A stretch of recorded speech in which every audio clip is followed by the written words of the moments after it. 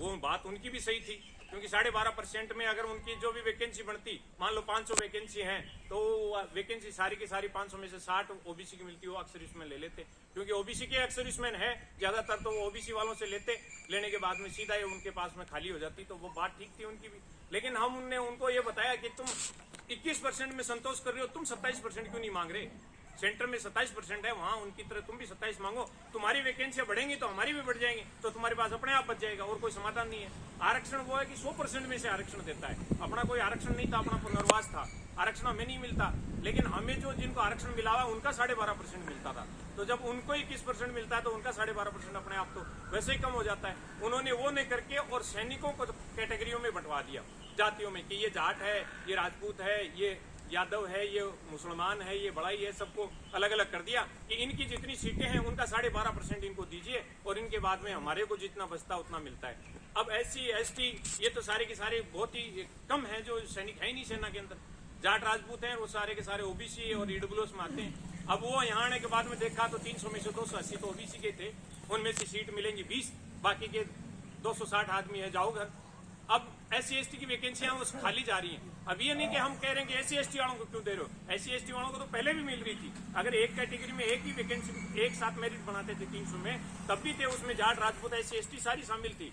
लेकिन अब SC ST की वैकेंसियां जो अलग अलग कर दी इन्होंने, उसमें से 55 वैकेंसी होगी तो उसमें से 5 ही SC की मिलेंगे, बाकी 50 वैकेंसियां खाली जाएंगी। खाली वैकेंसी अगली साल वापस जनरल में मिला के और जनरल को दे दी जाएंगी, ओबीसी को भी नहीं मिली, अक्सरी स्वयं को भी नहीं मिली, वापस जनरल में चली गई। हमें दोनों तरफ से नुकसान हो रहा था, लेकिन ये ओबीसी वालों ने ये चीजें देखी नहीं और अपना उन्होंने क्या किया, टोपी उठा के और अपने सर पर रख दी, बोला ठीक है हमारी समस्या खत्म हो जाती है, अब ये जाने इनका काम जाने। यहाँ आने के बाद में हमने बहुत सारा हंगामा किया, जो नए जो सैनिक थे कि हमारे नौकरी लगना है, हमारे साथ में इन्होंने ऐसा कर दिया। अभी सूचना सहायक की वैकेंसी आई हुई थी, 2700 वैकेंसी में मात्र 301 वैकेंसी अक्सर इसमें की है, 12.5% के हिसाब से। ओबीसी को 21 सीट मिली है, मात्र 21 पद, SC ST को 55, 37, EWS को भी 30 है, जो इकोनॉमिक वीक है। इकोनॉमिक वीक कौन होता है? सेना में तो सारों को पेंशन मिल रही है, कैसे इकोनॉमिक वीक करके उन्होंने अलग से कैटेगरी कर दी?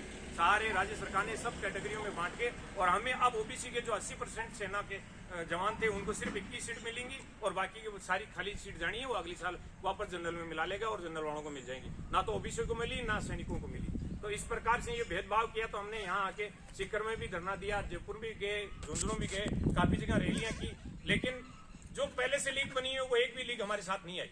क्यों? उसके अंदर पूर्व सैनिक थे और उनको उससे कोई मतलब तो नहीं था, उनको पता भी नहीं था। अगर उनको पता होता तो जरूर साथ में आते। तो हमें ये महसूस हुआ कि हमें हमारे जो बुजुर्ग लोग हैं उनके साथ जाना चाहिए और उनको ये बात बतानी चाहिए कि हम अपने सैनिकों के साथ में ये धोखा हो रहा है और अपने को साथ मिलकर ये कार्रवाई करनी चाहिए। बिना स्ट्रेंथ के राजनीति में कोई ऐसा नहीं है, राजनीति में कोई सुनेगा भी नहीं आपकी बिना स्ट्रेंथ के।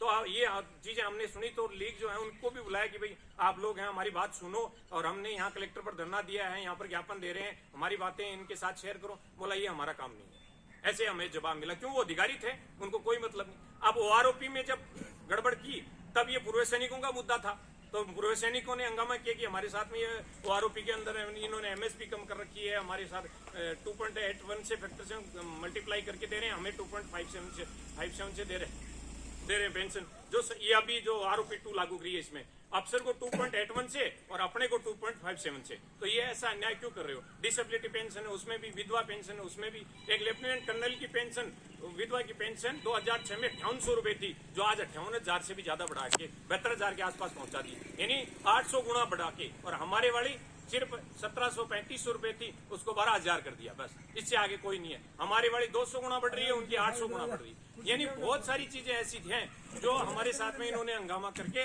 और OROP 2 में जो पुराने लोग हैं उनके साथ में धोखा किया। हम तो नया है, हमारी तो पे स्केल अभी है वही रहेगी, उसमें तो कोई परिवर्तन नहीं है, हम तो उसमें आ भी नहीं रहे।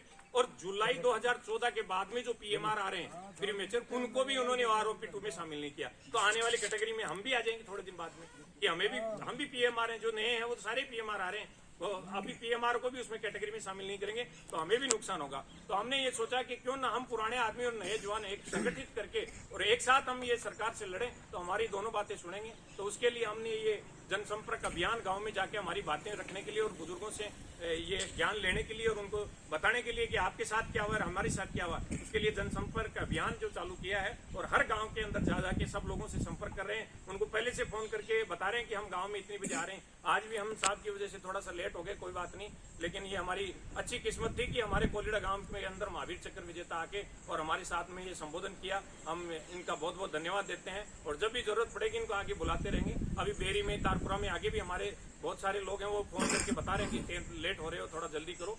तो हम ये कहना चाहते हैं कि जहां भी रैली हो, अब 30 तारीख को 31 तारीख को सिक्कर की है, शेड्यूल रखा है 29, 30 और 31 तहसील स्तर पर ज्ञापन देने के लिए पूरे भारत के अंदर। तो 31 तारीख को सिक्कर तहसील की है, 31 तारीख को सिक्कर तहसील में तहसीलदार को ज्ञापन देंगे। तो वहाँ ज्यादा से ज्यादा लोग अपने साथ और भी जुड़े हुए हैं। फौजी के साथ में परिवार तो है ही 10-10, 15-15, 20-20 फौजियों के अपने पास नंबर होते हैं। कोई नीम का थाना का है, कोई कहाँ का है, दातारामगढ़ का है। तो हमें वो फोन करके बताना चाहिए उनको कि यार तुम भी आओ, हम भी आ रहे हैं, तुम भी आओ, हम भी आ रहे हैं। अगर ऐसे करेंगे तो कम से कम 2-3 लाख आदमी है राजस्थान के अंदर जो पूर्व सैनिक के बैठे हैं, वो सारे के सारे अगर इकट्ठे होके और इस सरकार के खिलाफ अगर हम मोर्चा खोलते हैं तो सरकार को मजबूरन मानना पड़ेगा।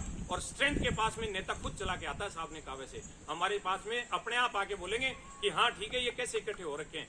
डोटासरा जी हैं, उनके पास हम 150-200 आदमी इकट्ठे होकर चले गए, बाहर से गेट आउट कर देता है, बोलने तक का मौका नहीं देता।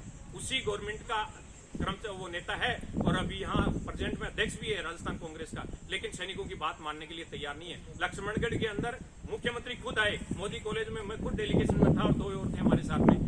मैं ये बात रखी जवानों की कि हमारे साथ में ये धोखा हो रहा है, हमें कैटेगरी में बांटने से हमें इतना बड़ा नुकसान हो गया। मुख्यमंत्री ने फिर इन्हीं को बता दिया, गोविंद जी इनको कार्मिक विभाग से मिलकर और इनकी समस्याओं का समाधान कराओ। आज तक कोई समाधान नहीं। फिर जब यहाँ सिक्कर के अंदर आए महंगाई राहत कैंप में, फिर चले गए हम वहां जाके, वहां तक मिलने तक नहीं दिया, लेकिन हमने फिर भी सिक्योरिटी को धोखा देके और सीएम के सामने काले झंडे तक के दिखाने के लिए तैयार हो गए। तब उनको पता लग गया कि 150 आदमी है और रुकेंगे नहीं और तुम्हारी सिक्योरिटी फेल हो जाएगी पुलिस वालों की। तब जाके उन्होंने हाथ जोड़ के बोला तुम्हें मिला देते हैं और तुम्हारी बात करवाएंगे। वहां भी वही आश्वासन है, क्यों उनको पता है ये 150 आदमी, इनसे कुछ नहीं होना। तो 150 आदमी, 200 आदमी अपने 20-30 से कोई लेना देनी नहीं है। किसी के सुख दुख में अगर हमें साथ देना है, अब जैसे साहब ने ग्लोबल में वहां फोन करके बता रहे हैं, साहब से हेल्प कर रहे हैं, वो संगठन है।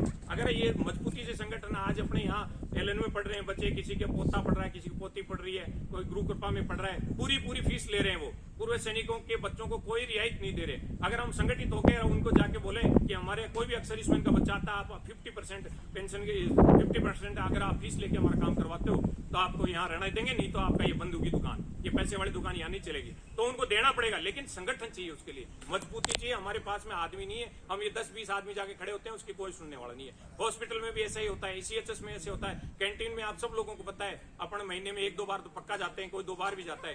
दारू बिकती है, रात को कार्टून के कार्टून निकलते हैं, नहीं पता है तो मेरे पास वीडियो है। हम यही काम कर रहे हैं कि अब इनका इलाज करना है। इलाज सामने बताया, बिना इलाज करे ये काम नहीं करेंगे।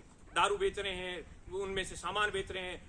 विश्राम गृह के जितने भी अंदर कमरे हैं उनके अंदर अपने लिए एक भी कमरा नहीं है, शर्म की बात है। अभी थोड़े दिन पहले उत्तर प्रदेश से मेरा साथी आया यहाँ अपने बच्चों को एडमिशन करवाने के लिए, वहाँ कमरा नहीं है, सारे कमरों में ताला मार के फोन करते हैं, तब बोलते हैं यहाँ तो सारे बुक हैं। और कैंटीन को उन्होंने सामान में रखने के लिए किराए पर दे रखे हैं। अब वो पैसे लेते हैं, क्या खाते हैं, कैसी ये व्यवस्था है। लेकिन हमें ये चुप नहीं बैठना, सबसे मोटी बात है। अक्सर इसमें इतना सीधा होता है, घर पे आके छाए राबड़ी को खिलो कर लियो और बैठे और जाटी के नीचे, अपन कोई मतलब नहीं है। नहीं, मरे हुए नहीं, हम जिंदा जब देश की सरहद पर देश की रक्षा कर सकते हैं तो क्या अपने लिए और अपने समाज के लिए नहीं कर सकते। तो ये चीजें हमें वहां जगाना होगा, हमें उनके पीछे दौड़ना होगा, तब जाके हमें मिलेंगी। और यहाँ ऐसे कोई करने वाला नहीं कि यार लो आपको ये कैंटीन यहाँ अपने कोल्ड में खोल देते हैं, यहाँ कैंटीन यहाँ से ले लेना, यहाँ खोलने के बाद भी अपने को मिलने वाली नहीं है। इसलिए हम, मेरे कहने का मतलब है, जागरूक होना पड़ेगा। जब भी अपने को जरूरत पड़ती है, एक कॉल मिलती है, दादाजी हैं यहाँ सबसे मिले हुए हैं, सबके पास नंबर है, इनको एक कॉल कर देते हैं। इनका जैसे मैसेज पे जो पहुंच जाता है, आज बहुत अच्छा लगा कि अपने गांव में थे। स्टार्टिंग यहीं से की है, साहब को मैं खुद फोन करके कि हमारे कोलिड़ा गांव से करेंगे ये स्टार्टिंग जनसंपर्क अभियान वाली। तो ये बहुत अच्छी बात थी कि साहब ने बोला ठीक है बिल्कुल चलूंगा, एक ही जगह तो कोलिड़ा से ही चलूंगा, कोई दिक्कत नहीं है, लेकिन बाद में तुम लोग आगे चलते रहना। तो यानी ये खासकर अपने गाँव में आके चले हैं और इतने लोग संपर्क किया है, मिले हैं, तो बहुत अच्छी बात है। इसका मतलब हमारा गांव जागरूक है। मैं पूरी आस भी थी कि हाँ मिलेंगे लोग, 15-20 आदमी हर गांव में, अगर इतने आदमी जागरूक मिल जाते हैं तो बहुत बड़ी स्ट्रेंथ हो जाती है। अगर हम तहसील स्तर पर जाते हैं तो मैं सभी से ये निवेदन करूंगा कि आगे भी जब भी अपना की जरूरत पड़ती है, कि पीछे OROP 2 की 2-3 हमने रैलियां की, दादाजी ये तो गए भी थे, लेकिन किसी का काम हो गया वो कोई बात नहीं, लेकिन जिनको भी लगता है कि हाँ ठीक है हमने जाना चाहिए तो वहां पहुंचना चाहिए। काफी चीजें ऐसी होती हैं हमें पता नहीं है, जैसे साहब ने 2-3 बातें बताई हैं, जिनके शहीद हो गए उनके बच्चों को किसी की डिसेबिलिटी पेंशन नहीं मिल रही है।